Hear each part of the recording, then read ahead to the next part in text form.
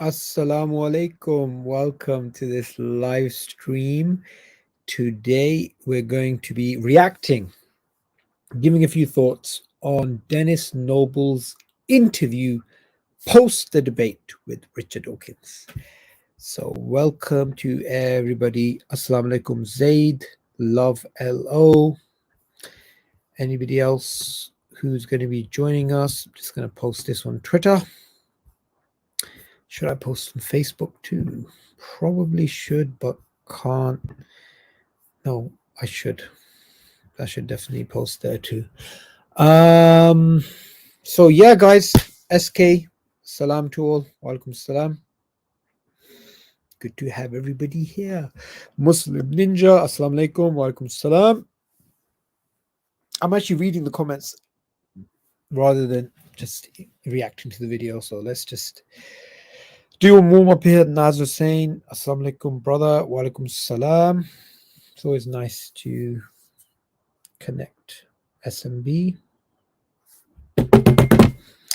So how's everybody? Which part of the world are you watching from? Let's see where people are watching from.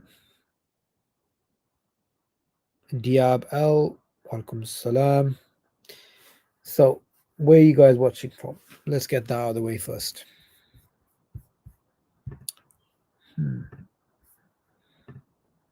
Oxford. Naz Hussain from Oxford. Okay. Is that Naz Hussain from Oxford who I know? Can you just confirm if this is Naz Hussain who I think it is? Small world. Small world indeed.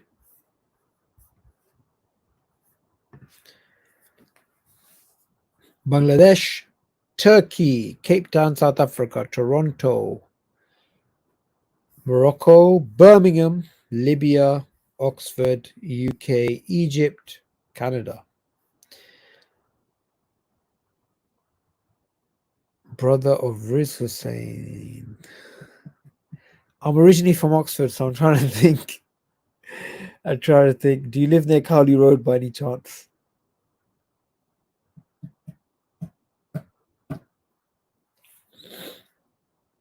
I have some very good memories in Oxford. Manchester, Scotland, Russia. Nice. Welcome to Darwinian Delusions, where we are not deluded, but we challenge the delusions. Botley Road near Siddiq Bhai. Right. Closer to home. Afghanistan, New Zealand. Very nice. Very nice to be speaking to you all. Alrighty. Should we get this party started? Firstly, you guys, I think Riz was in your class. Yes, Riz was in my class. Headington Middle School, Oxford. It's shut down now. Is this the same Headington Middle School? Let's find out from Naz Hussain.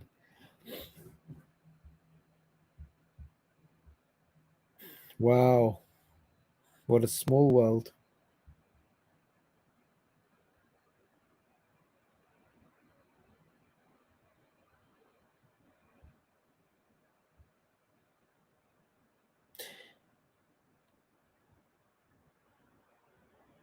I was also at HMS. Really? Headington Middle. Wow. I had no idea.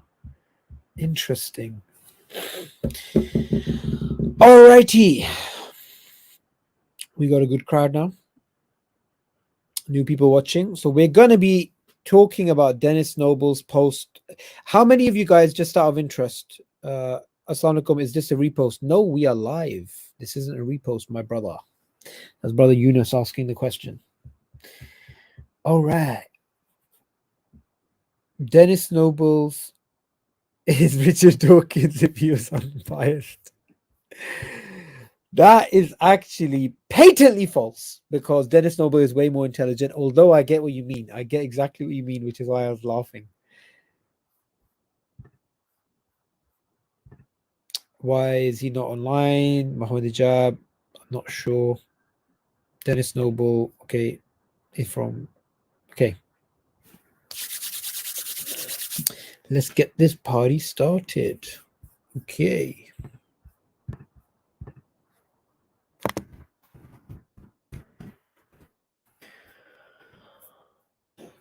How many of you guys out of interest saw the discussion between myself and Zagard about the last debate between Richard Dawkins and Denis Noble? Hey! MashaAllah. Assalamu alaikum. Your books that was sent to you are at the top of the shelves near the ceiling behind you. Beautiful head. Oh, yes.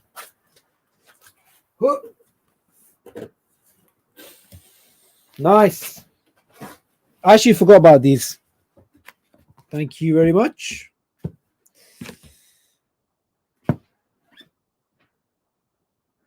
The Hanbali Madhab. Yes.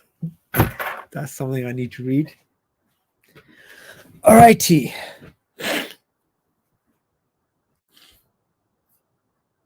Ali Dawa's marriage documentary.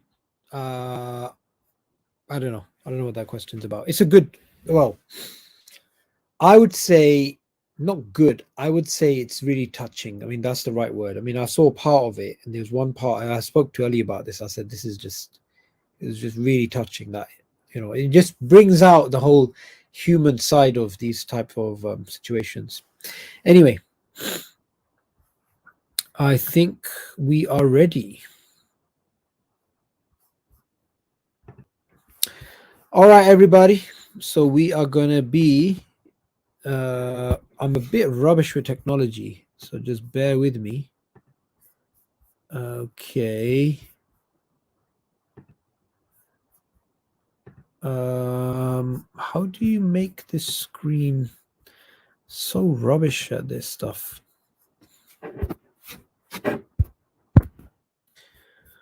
Oh man, what the heck's going on? Here we go.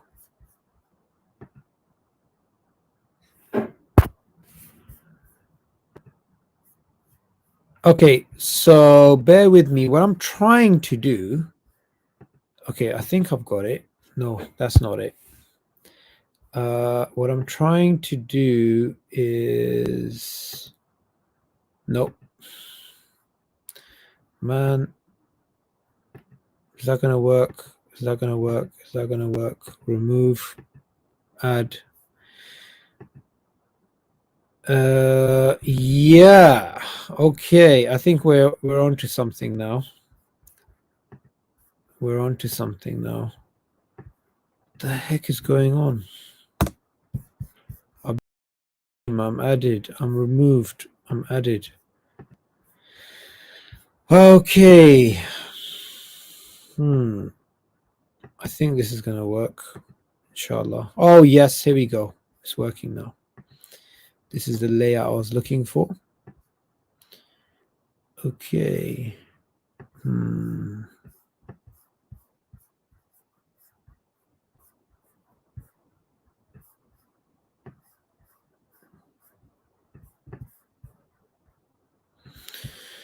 Alrighty. Bear with me. Doing all of this live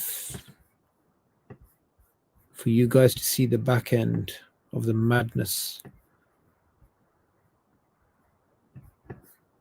I should really get somebody to help me out with the technical side of things, you know. I'm just not good at this stuff. Alrighty.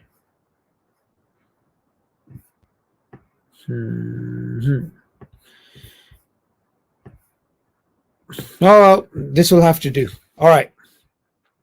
So what we're going to be doing is reacting to some of the things that Denis Noble has been saying about the post-debate and the sort of everything online. Everyone's been talking about how fantastic this discussion was and landmark it was and that kind of thing. So anyway, Denis Noble is a physiologist. He's a professor at the University of Oxford.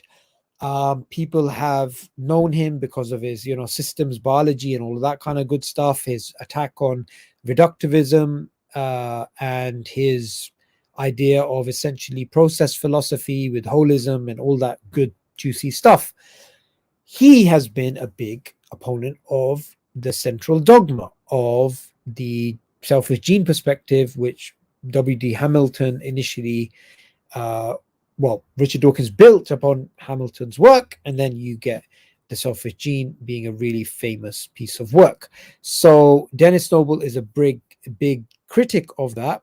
So what we're going to be doing is we're going to be reacting to an interview in which he's talking about the some of the issues that he has. This is from the Institute of Art and Ideas. Why Dawkins is wrong. Okay, now we're only going to react to the part which says, why does the idea of genetic determinism have such a lasting appeal? I was watching it this morning, and there's just a lot of good, juicy stuff in there. I want us to get our teeth into. Okay, so let's get started.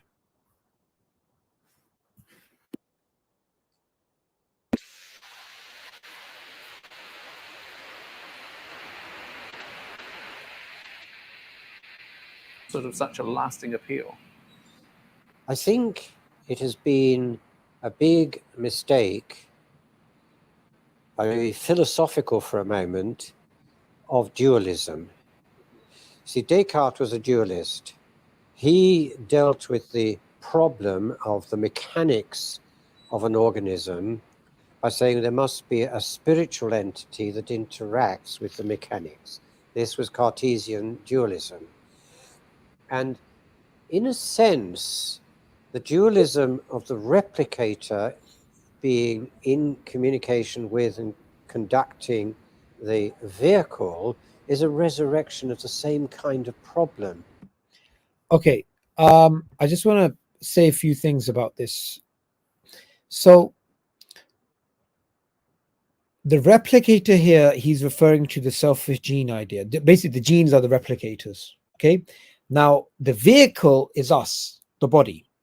So he doesn't agree with this type of breakdown where essentially the causation is, sorry, the genes are considered the primary level, the primary I'm trying to find the right word. Basically, the primary level of analysis should not be the genes. Yeah, that's the way to put it. The primary level of analysis is not the genes. It shouldn't be the actual genes. So it shouldn't just be the case where the genes are having an impact upon the behavior and the morphology of the organism, but rather there should be a two-way relationship. But what he does at the beginning is he goes back to the idea of Cartesian dualism and basically about how there is the body and then there's the mind, right? And he obviously doesn't believe in that. We, by the way, do actually believe in this. We are dualists. We don't believe in monism. We don't believe it's all one. So he's basically saying that Dawkins' idea of the replicator, the genes, and the vehicle, the body, is essentially a resurrection of the old Cartesian dualism, which obviously he thinks it's false. So he thinks that this problem of treating the replicators as something which are essentially the main determinants in evolution is highly problematic. And as we're going to go through, you guys are going to see why he thinks that's the case, and the way he breaks it down, I think, is very, very interesting. So I'm going to keep pausing to comment because I don't want to get a copyright strike. This is from the Institute of Art and Ideas, and if I don't interrupt enough in the video and start speaking over and giving my sort of interpretation of what's going on, I could get a copyright strike, because right now this is a very hot topic, and this is one of the few videos you're going to find of Noble speaking so candidly about this. So that's why I think breaking down this video is very important. We don't need a dualism. The agency of organisms comes from within us. It doesn't come from some ghostly outside. I don't even know what that would mean if I tried to give it meaning. So I think it's fairly easy to see where it comes from, because obviously it has to have some degree of non-determinate function. Okay, now this is a very important point.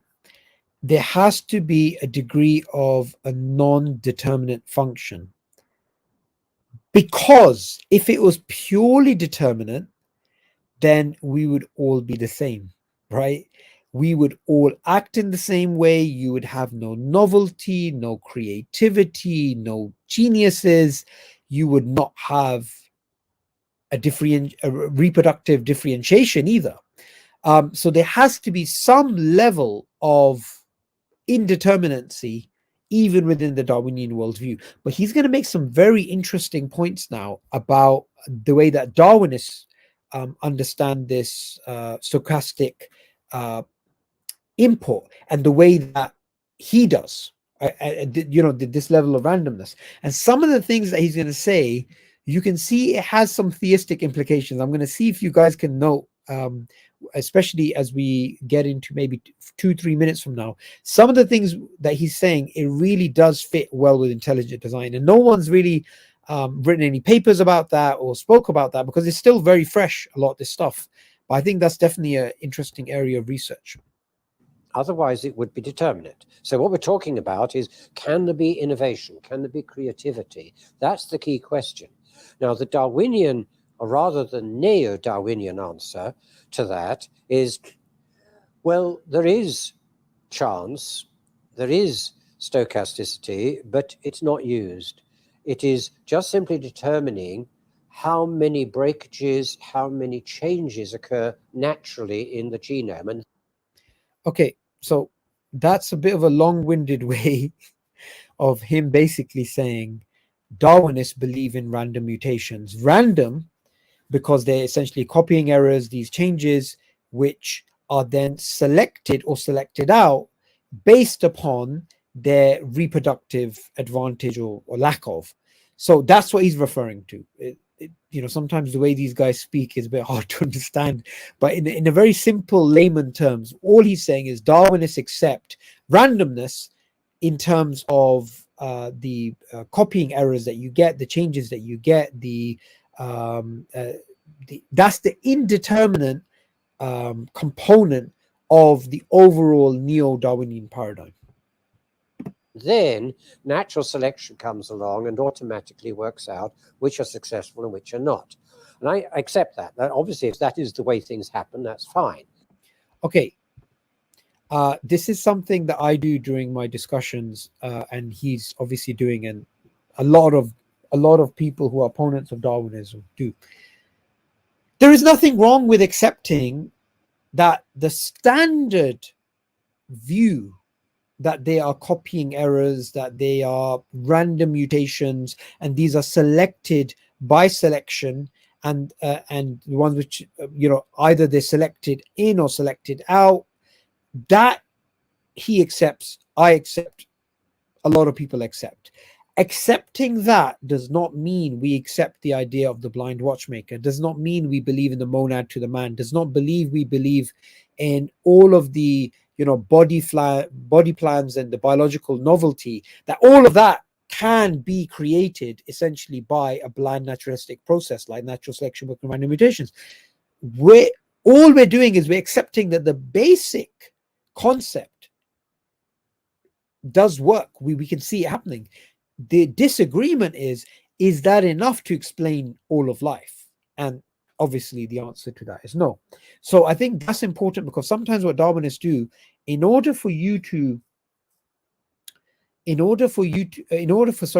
to make a point about Darwinism overall, they try and show that this element of Darwinism makes sense, or we can see it happening. But it doesn't. This observation that there are random mutations and selection is at work is not enough for the extrapolation of the explanation of all of life and the origin of species and this type of thing. So you're going to see now how a credible scientist, biologist, someone with a lot of credentials, is willing to say, yeah, no problem, we can accept that element of Darwinism, but that's not enough. Okay, and I think that's a very important point. You can believe in a part of it without believing in the whole of it.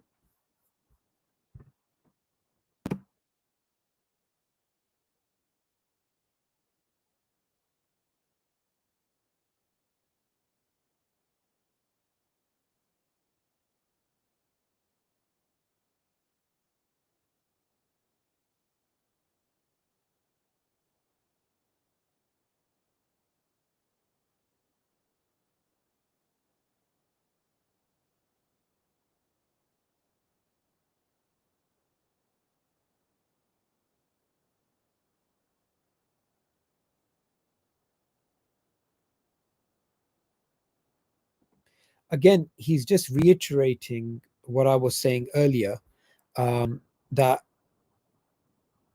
he'll accept the basic idea that Darwinists are pushing forward. He's not disagreeing with that, but that's not enough.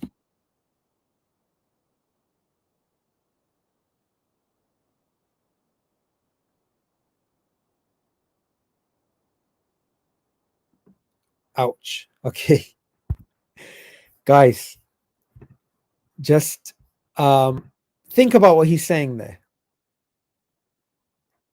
He's saying an organism can actually use that process, that stochastic process, that randomness. It can actually use that actively for its own benefit. If you're playing something I can't hear. Oh, wait a minute. Have I been playing something that you guys can't hear? Wow. The video isn't playing.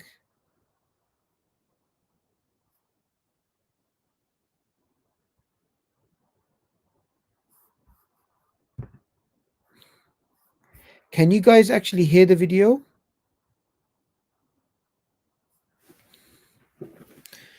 Oh man, I didn't know the video wasn't playing.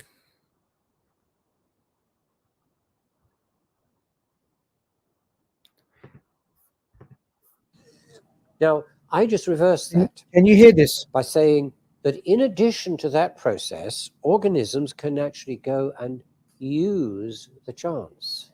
And they're doing that all the time. See, the way our immune systems work shows that.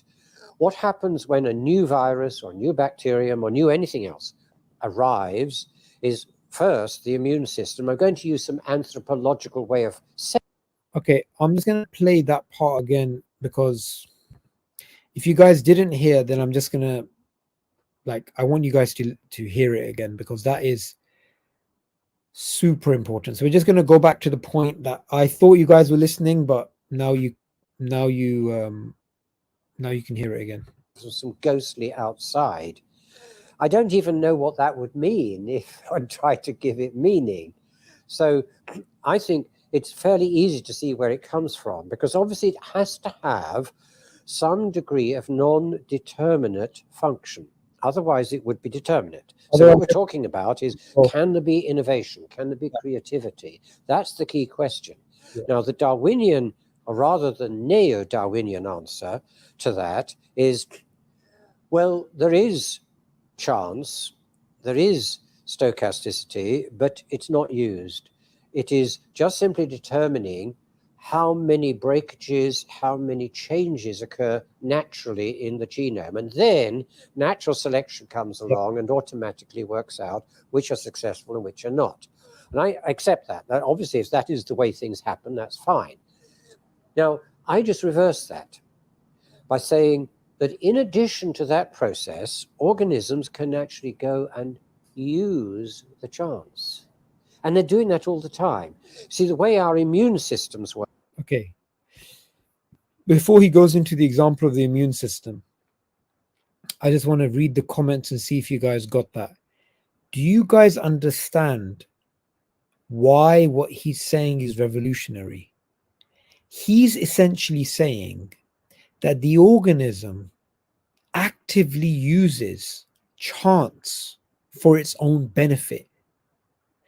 And he's going to now go into the example of the immune system, which I think is a Very good example. And he was also, by the way, in the discussion with Richard Dawkins, you can see that, whenever Noble speaks, he's not going to give his fluffy ideas and just so stories. He's going to back up everything with credible scientific research, some scientific research he, in fact, conducted himself.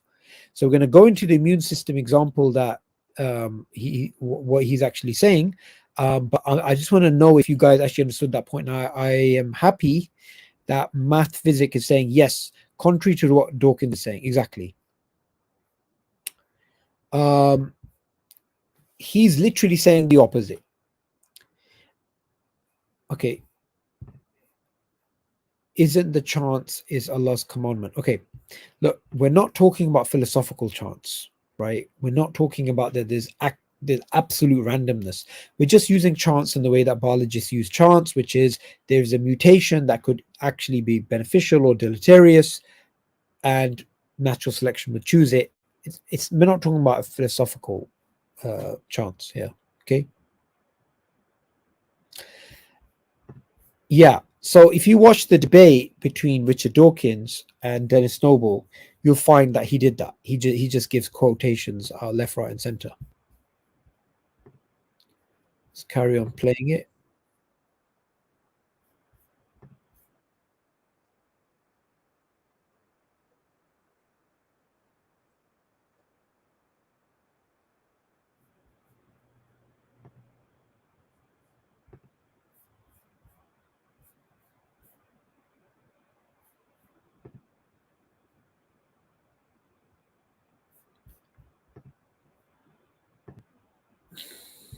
I know what I was doing wrong, by the way, guys.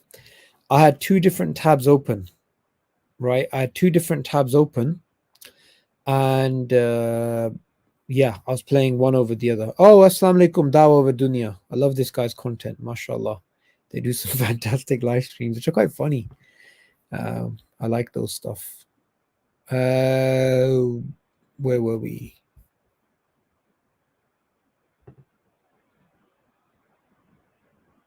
Yeah. Okay.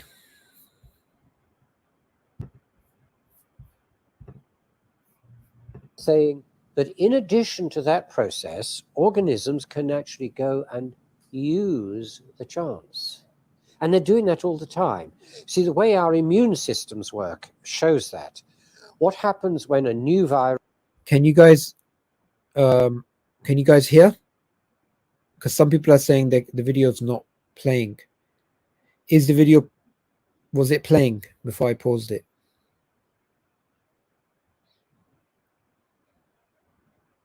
I hope so.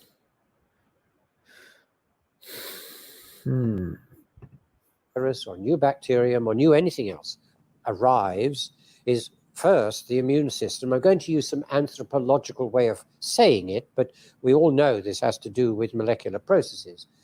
What it does is to try to find out whether it's got... Okay. Just before he carries on, right? I just want to highlight something that he says here, which I think is interesting. The immune system. I'm going to use some anthropological way of saying. So he's saying, I'm going to be using some anthropological way of saying it, but I'm just referring to molecular processes. Okay. Just think about that. These biologists, as much as they want to deny design, deny the idea of God, deny, anything supernatural, it is so difficult to try and describe biological processes without using personal language, agency language, anthropological language. They even have those caveats. Look, it's going to sound like I'm saying it has agency, but it doesn't. It's just a molecular process. But why is it that we find this throughout nature? It's so hard not to use this type of language. Anyway, let's carry on playing.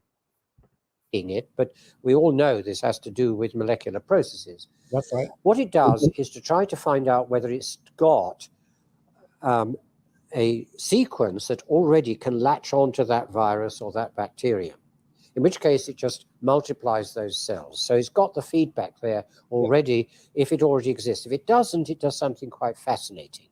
It goes to the nucleus and says, please stop the error correction and allow the breaks to occur. Whoa. Whoa. Think about what he's saying there. There is a communication that's done to the nucleus to tell it, don't have this self-correction, right? Don't have the self-correction. Let the breakages happen. Why? Because it wants to use that chance process, that stochastic process, for its own benefit. That's what the organism actually wants to do. I'm getting a call during the live stream, which is not helpful, but just give me a second.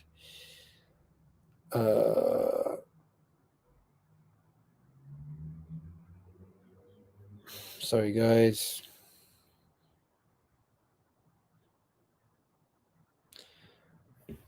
All righty.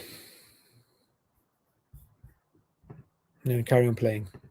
And then we will select out of those the very few that can grab hold of this new virus. That's how the immune system works. Whoa. Do you see how the immune system is working in a way that's totally against neo-Darwinism's predictions? So here we have an organism directly communicating with its own nucleus so that the stochastic process of randomness of these changes and this chance non-determinant element is used to try and facilitate the organism's goal. I'm trying to find very simple ways of putting it. Rather than a bottom-up approach, it's also a top-down approach. It's not just that you have one-way communication. You actually have communication downwards. And this point is so significant. And the way that Denis Noble is obviously explaining it, he's explained it many, many times. It seems very, very simple, but it's literally earth-shattering in the field of evolutionary biology.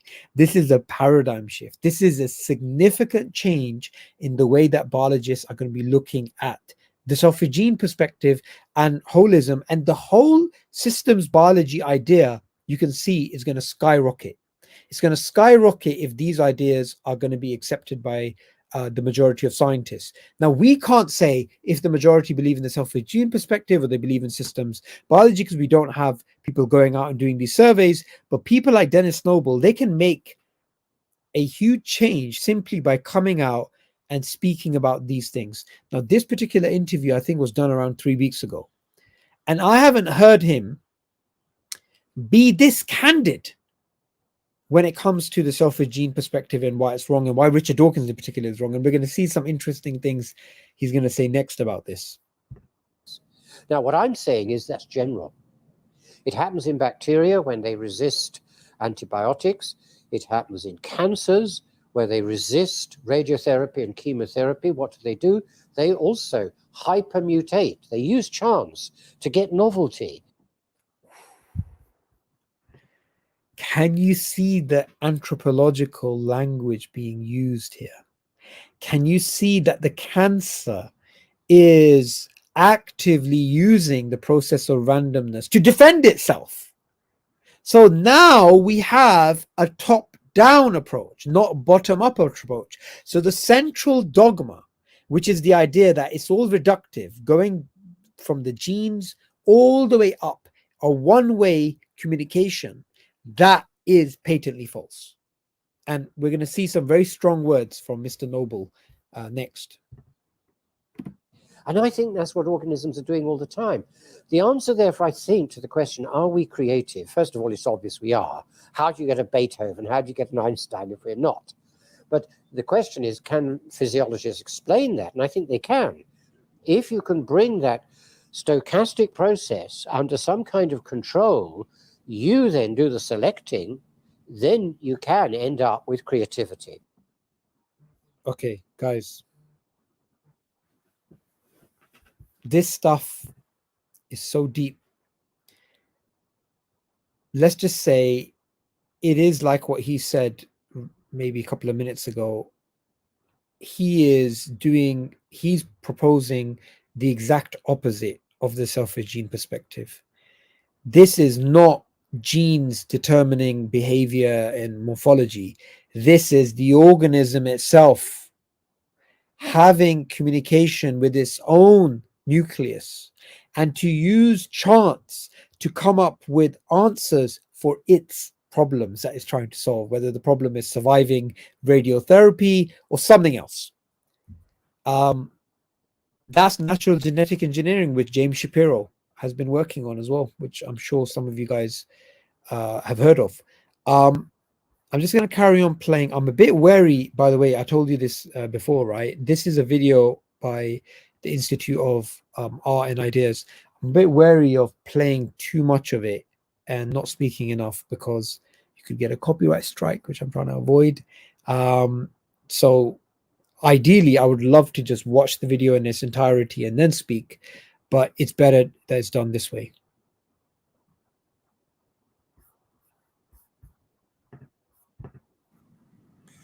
To go back to your claim that this sort of gene-centric or gene-deterministic view is founded on a kind of dualistic picture of the human as divided between the body and something else, do you find that animates even contemporary versions of this idea of the gene-centric, deterministic? Yes. Right, guys. You're gonna hear some very harsh words, some very heavy words. You're gonna see a backhand right now, but a backhand in a leather glove, right? You can see it's done. Like academics, they don't come out on YouTube and they're like, this guy's finished, this guy's Bartil, this guy's nobody, but they will give you a smackdown. They will, finish off their opponents, but they'll do it in a way that's coming across in a very respectable way. But they will say certain things that you'll be like, ouch, that's some serious stuff.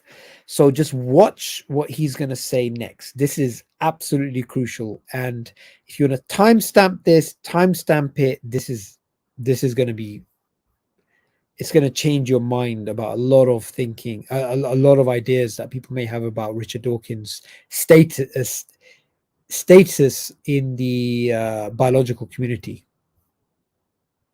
Yes, actually, because I don't want to diminish the reputation of Richard Dawkins. Sure you don't, but look what he's about to say. I've acknowledged that many times. His book is clearly the best exposition of neo-Darwinism we've got.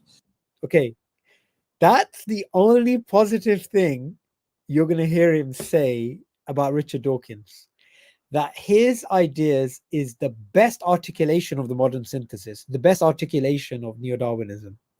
But that's not really a compliment if you consider what he's going to say next. Popular exposition. It naturally sells in millions of copies. Again, he knows how big Dawkins is. And look, Noble he was the supervisor of Dawkins. He's brilliant in terms of his thinking and his articulation and the papers that he's written. However, no one knows Noble, let's be frank, compared to Dawkins, even though Noble is higher academically. But watch this breakdown of where Dawkins is compared to where science actually is currently. But I don't think the great majority of research biologists are any longer following that path in the way in which he laid it out. So basically what he's saying is Richard Dawkins is completely out of date. There's no other way of doing it, but he's trying to be very nice about it. I'm sorry to say, I think the ground has shifted quite a long way. You see, in the debate we've just had, and he preferred to call it a conversation. I'm happy with calling it a conversation.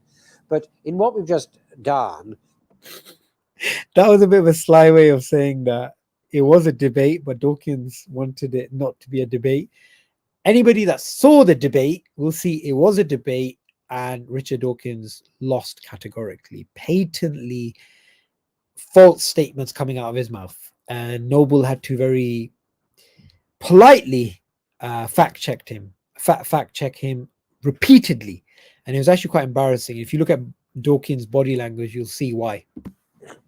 it seems to me that what that showed was that I don't think people like Richard yet know that things really have moved on very rapidly. What is, I mean, come on. He's basically saying, look, Richard Dawkins doesn't know he's out of date. It's not just the case that he's out of date and the ground's shifted and the vast majority of the scientists have moved away from the neo-Darwinian perspective, but what that debate showed is Dawkins doesn't actually know that he's out of date. But look at the reference he's going to give next. Did we know a few years ago that there could be tiny particles that can carry RNAs and DNAs to the germline? No, we didn't. That's within the last 20 years. So there is a shift here. It's in principle of enormous proportions. And whether people are waking up to that in the public media, I rather doubt. But they really should, because it has big, big implications. Whoa. So there you have it, folks. There you have it. That's some deep stuff. That is definitely some deep stuff. You can see Noble is being as polite as he can be. Richard Dawkins is out of touch. Science has moved on. The data says the opposite to what he's saying. And one of the examples that he gave was around 20 years ago. So we can see a lot has changed. Yet Dawkins clearly has not been up to date. And there's a few sly digs in there, you know, like, oh, Richard Dawkins wanted to call it a discussion, but it was a debate, or, you know, this kind of thing that he said. You would only understand that if you watch the video and if you also see the history between the two of them, where Noble was calling out Dawkins and Dawkins was not responding. And this had been happening for a long time. From what I recall, at least 7 years, 5 to 7 years, at least. And Dawkins was refusing to debate Noble. And we can see why, because he lost. And what do you see as the main fault of this old picture, the gene-centric, selfish gene, Richard Dawkins, neo-Darwinian picture of ourselves? What's the... Okay, so that's the next section, right? So there's many different sections in this video. The first section is why does the idea of genetic determinism... okay, let me just, because it cuts off here. So why does the idea of genetic determinism have such a lasting appeal? We just reacted to that. What do you see as the fault of the gene-centric neo-Darwinian picture? That's the next thing. How did Darwin's view get so distorted by neo-Darwinism? What is the alternative to genetic determinism? Can determinism come from the environment? What do you make of CRISPR and human enhancement? What is the biggest question in molecular biology at the moment? See, these are all different sections. And you can see that we broke down one section, which was approximately 6 minutes, right? But it took us a good half an hour, at least, right? It took us a good... What the heck is going on with this thing? Sorry, guys. Trying to get rid of this. There you go. It took us a good half an hour to break down a 6-minute clip of you know, something which is quite deep, but the way that Noble explains it, it seems, you know, because he's done it many, many times, there's a lot of background information which is important, and sometimes some background context which is also important. So guys, what did you think? What did you think of this breakdown?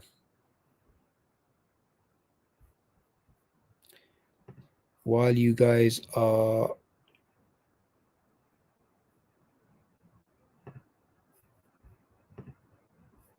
commenting, just a quick reminder, brothers and sisters, for Quranly.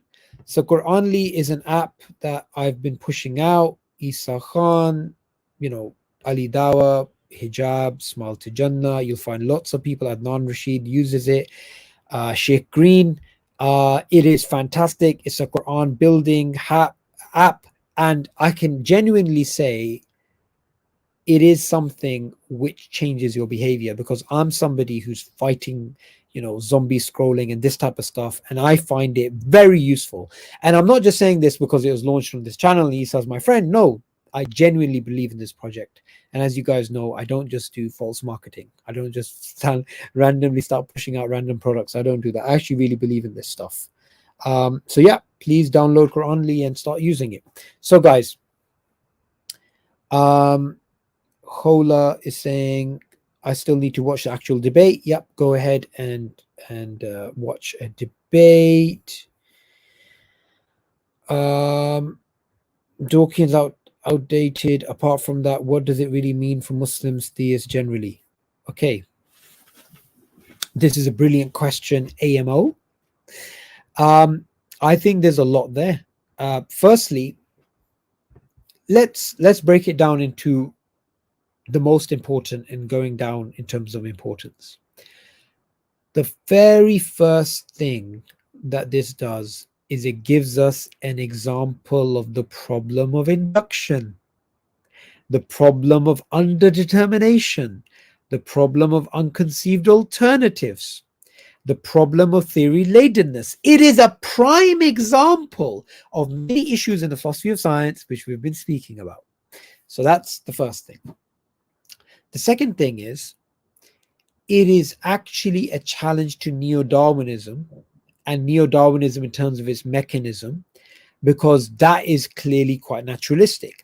Now, this mechanism that systems biology is pushing, Noble is pushing, natural genetic engineering, it fits nicer with intelligent design than the selfish gene perspective.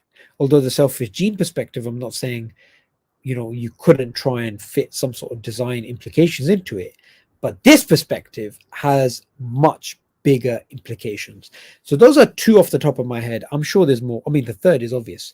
Richard Dawkins is supposed to be some great orator, some great representative of biology, and he's been pushing out atheism and pushing out his scientific credentials, and he's being thoroughly discredited through this debate. I think that's important. That's significant. That's significant from a sociological point of view when it comes to the new atheism movement. It's almost like Sheikh Ahmed Didat, rahimullah, imagine a year before he died, he debates a Christian and he loses. Imagine what that would have done to the Muslims. This is what I'm referring to, right? I'm referring to like the sociological impact of what just took place. Noble advocates for a more holistic and systems-based approach to understanding evolution, unlike Dawkins' reductionism. Bruv, you smashed it. That's it. That is it. Noble's book, The Music of Life. Download it, read it, buy it. Fabulous stuff. Math, physics, you really understood. You really understood it. Okay, let's see what else you have to say. Denis's ideas on reductionism, context dependence, emergent properties, development processes, and plasticity and adaptability are very good critiques and show science isn't absolute. Fabulous. You've summarized it really, really well.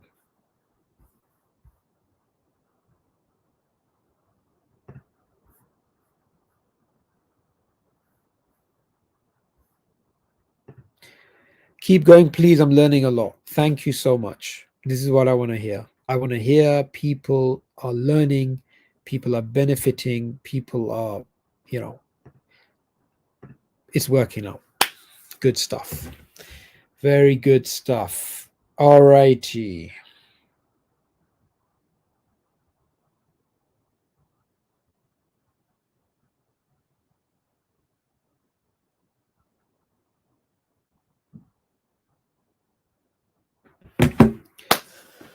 All righty, brothers and sisters, it's been fun. It's been lovely talking to you guys. I love these live streams. I need to bring them back.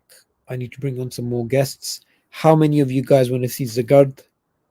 The brother that I had on, that we did a breakdown of the selfish gene perspective. The debate between Noble and Dawkins.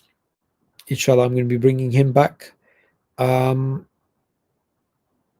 Yeah, it was really good speaking to you guys. I I need to do more lives. I need to break down these things in a lot more detail.